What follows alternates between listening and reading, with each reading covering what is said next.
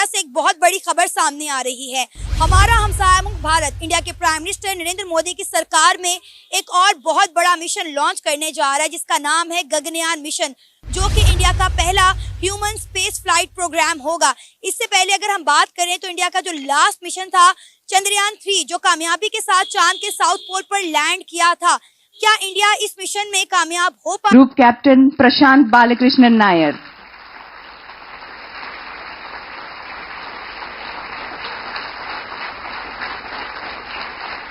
Group captain Ajit Krishnan. कि हम पाकिस्तान को 10 दफ़ा भी बना के दोबारा उठाए ना, भारत के मुकाबले में नहीं जाए। वो कहते हैं छोड़ दो इनको, ये अपनी मौत खुद मरेंगे। मोदी ने कहा है हम अपनी मौत खुद मर रहे हैं। हम उनसे हम बजाय झगड़ा करने के या वो करने के, नफरत फैलाने के, हम एक मोहब्बत, एक भाईचारे का पैगाम दें। पहली दफ़ा देखने में ये आ रहा है कि जो अनमैन्ड एरियल व्हीकल हेलीकॉप्टर है वो भारत की जानिब से भेजा जा रहा है मुलाकात की और बाकायदा इन सभी को विंग प्रदान किए गए। ये सभी अंतरिक्ष यात्री रूस से ट्रेनिंग लेकर वापस लौटे हैं। Group captain Angad Pratap, Ajit Krishnan. 4 कुल मिलाकर अंतरिक्ष यात्री जिनसे मुलाकात की है, गगनयान मिशन की प्रगति की समीक्षा की है प्रधानमंत्री ने। वो हर आने वाले दिन में कोई ना कोई ऐसी चीज़ ज़रूर कर रहा है जिससे वो अपनी आवाम को इंस्पायर कर रहा है।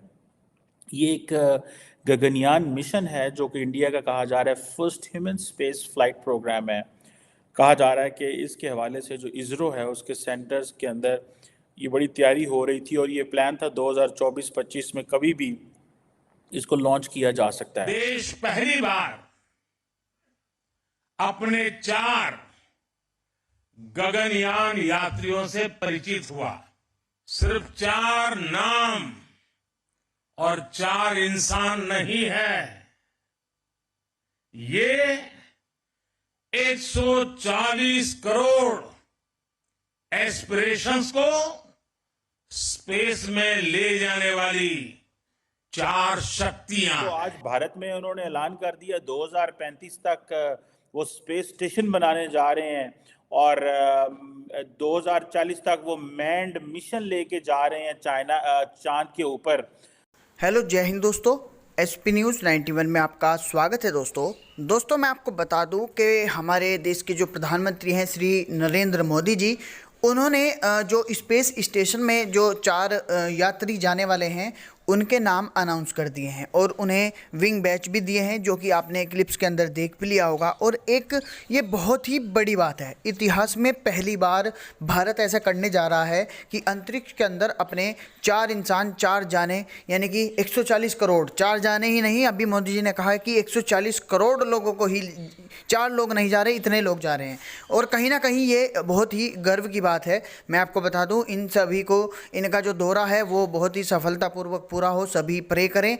और साथ ही मैं आपको बता दूं कि जैसे ही ये खबर, ये वीडियो पाकिस्तानी मीडिया के पास पहुंचती है तो उनकी जहालत सामने आती है और उनका रिएक्शन भी आपको बहुत ही बेहतरीन तरीके से इसमें देखने को मिलेगा।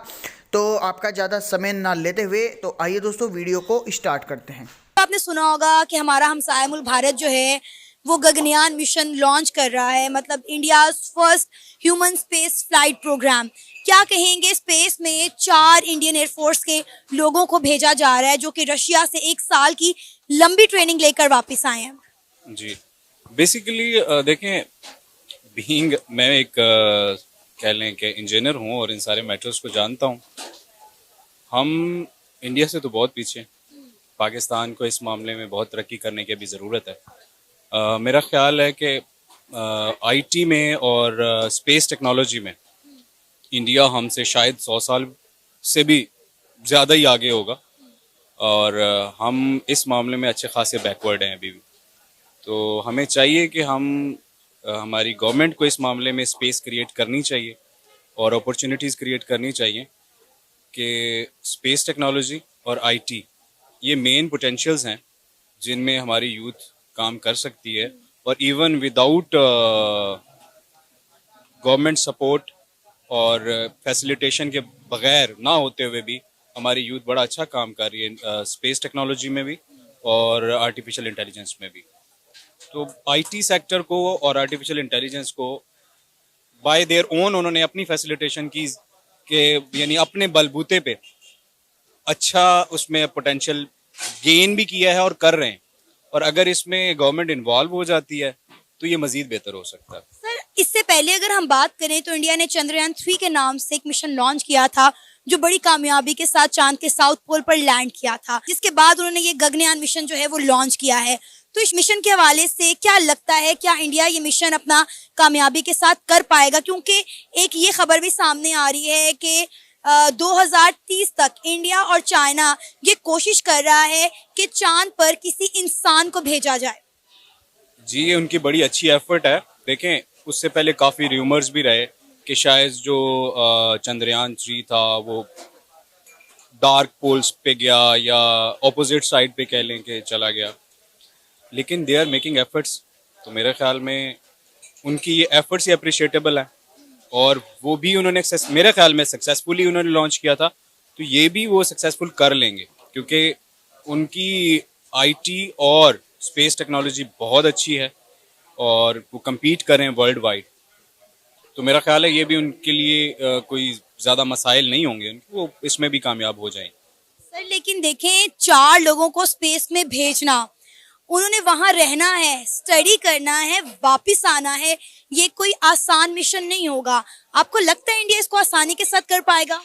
देखें, डेफिनेटली एक मिशन जा रहा है, 4 लोग जा रहे हैं और इस पे इतना इकोनॉमी और इतना फाइनेंस एक्सपेंस आ रहा है और 2 लोगों की लाइफ है और बड़े प्रीशियस लोग हैं उनके, साइंटिस्ट लोग हैं उनके और एयरफोर्स के पायलट्स भी उसमें शामिल हैं, आई थिंक सो। तो मेरा नहीं ख्याल कि वो विदाउट फिजिबिलिटी और विदाउट कैलकुलेशंस के बगैर वो भेज रहे होंगे। डेफिनेटली वो अपने 4 लोगों की जान को इस तरह रिस्क में नहीं डालेंगे, क्योंकि अगर हम बात करें इंडिया की तो इंडिया कभी भी अपने लोगों को तनहे तनहा किसी मुश्किल में नहीं छोड़ता। हमने भी पिछले दिनों देखा कि इंडिया के प्राइम मिनिस्टर नरेंद्र मोदी ने कतर से जो है अपने एक्स नेवी के जो 8 ऑफिसर्स थे उनको रिहा करवाया, हालांकि उन्हें सजाए मौत सुना दी गई थी। फिर दुबई में 18 साल से कोई 5 इंडियंस जो थे वो कैद में थे, दुबई की विजिट के बाद उन्हें भी रिहा कर दिया गया। तो डेफिनेटली इंडिया की सरकार जो है वो ऐसा रिस्क नहीं लेगी जिससे 4 लोगों की जान खतरे में पड़े। बिल्कुल, और इसमें मैं समझता हूँ मोदी साहब की अच्छी एफर्ट्स हैं और वो बड़े कंसर्न हैं और बड़े प्रोग्रेसिव हैं।